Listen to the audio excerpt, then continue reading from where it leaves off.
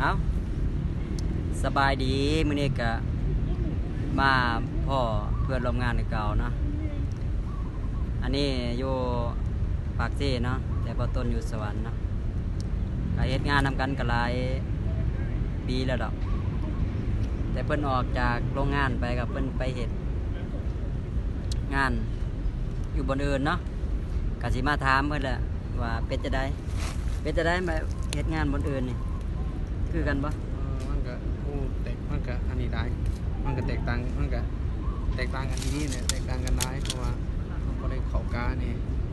เราบ่ได้งานกลางคืนมันก็มีโอกาสมีเวลาพักหลายมีเวลานอนหลายอยู่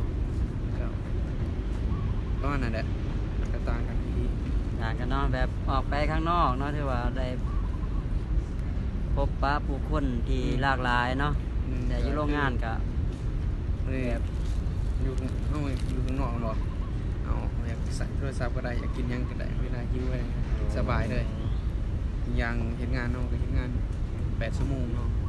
ประมาณมันก็ได้เลิกไว้เขาตีอย่างเห็นงานเขางานตีหาก็ต้องเลิกบ่ายโมงครึ่งมีเวลาพัก มีเวลาหลายพักมีเวลาพักผ่อนหลายเนาะ ต่างกัน แตกต่างครับที่ว่าเฮ็ดโรงงานเนาะที่ว่า แน่ๆ เฮ็ด12 ชั่วโมงจังซี่เนาะโอ้ค่าแรงถือว่าโอเคอยู่เนาะค่าแรงกันเนาะ มันก็พอไปได้ก็พอถึงมา ได้ปีใหม่ในกลับบ้านบ่เลยว่าจังได๋ บ่ได้กลับไปบ่ได้กลับ วางแผนว่าสิไปเที่ยวไสเนาะ ไม่เฮ็ดงานนี่ก็บ่ได้หยุดแค่นั้น อ๋อบ่ได้หยุดเนาะ เฮ็ดงาน สำหรับต้นนี่หยุดอันนี้เด้อหยุดแต่วันที่29เนาะ29ถึงวันที่5เฮ็ดงานเนาะเอางานบ่ต้นเฮ็ดแต่บ่ได้กลับบ้านดอก เอาไว้กลับพุ่นละสงกรานต์พุ่นละบ่ต้นจะได้กลับหลายคนนี่ว่าคนลาวเฮาก็มักกลับแต่สงกรานต์เนาะบ่ค่อยมักกลับปีใหม่เนาะ แม่ เพราะว่าปีใหม่อากาศค่อนข้างที่จะหนาวเนาะอยู่บ้านเฮาเนาะเดี๋ยวซุมื้อเพิ่นอ้วนก็ได้ซุมื้อได้แต่ก่อนเฮ็ดงานนำกันโอ้ จอยกันนี้แบบว่าหนึ่งมาแล้วเขาก้าแล้วเพราะว่า มันอยู่นอน สภาพมันเปลี่ยนแปลงตลอดเนาะที่ว่าเขาก้าจังซี่แต่เพิ่นออกมาเฮ็ดงานแบบอยู่ไสก็นักกันละงาน แต่ว่ามันอยู่ที่ใจของเฮาเนาะ ดีใจ ที่อยู่ที่ใจถามว่างานอยู่ไสมันดีบ่มันก็บ่ดีดอกในเมื่อเฮามาทำงานแล้วบ่ดีเฮาก็ต้องอดทนและสู้แล้วเนาะหลายคน แม่ นึงมาเฮามาเฮ็ดงานนี่หนึ่งแล้วแหละต้องถือความอดทนมาแล้วเนาะสองขยันอยู่ไสก็คือเก่าล่ะต้องสองคำนี่แหละขยันอดทนนี่แหละแต่ว่าเพิ่นไปเฮ็ดงานบ่อนอื่นนี่ก็ถือว่าโอเคเนาะมีเวลาหนึ่งมามีเวลาพักผ่อนตอนนี้ผู้ติดตามเท่าใดแล้วตอนนี้ ติดตามโอ้1,600 กว่าเอง โอ้พันกว่า 1,600บ่ได้ค่อยลงคลิปลงหยังดอกในรถเทื่อมี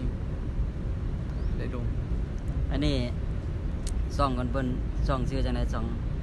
นี่แหละเฟซนี่แหละ โอ้เฟซนี่บ่ชื่อจังได๋นะ ภาษาอังกฤษเสียง โอ้ภาษาอังกฤษเสียงเนาะถ้าผู้ใดเห็นคลิปเนี่ยก็ติดตามเพิ่นให้เด้อเห็นแต่เพิ่นเป็นแต่ก็ว่าเงินในอากาศมันหาได้จริงเพิ่นก็อยากมีความตั้งใจอยากหาเงินในอากาศเนาะอยากหาเงินในอากาศแต่บ่ต้นก็ยังบ่ผ่านดอกก็เห็นคลิปนี่แล้วก็ฝากติดตามพวกข่อยเด้อ2 คนเด้อ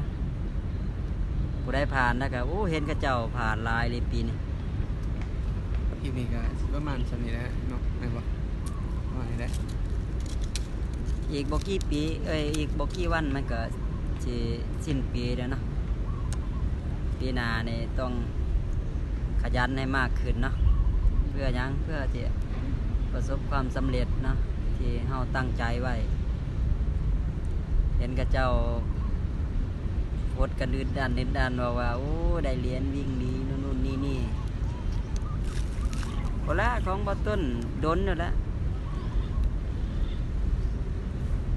บ้านเฮาหนาวบ่บ้านเฮาอยู่บ้านเฮาเลย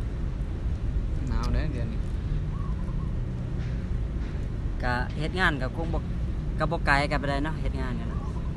อยู่ใกล้กันแหละแต่บ่มีเวลามาหากัน แค่ไม่ได้เราเข้าเฮ็ดงาน เพราะว่าเพิ่น เลิกงานมาก็นอน ยัง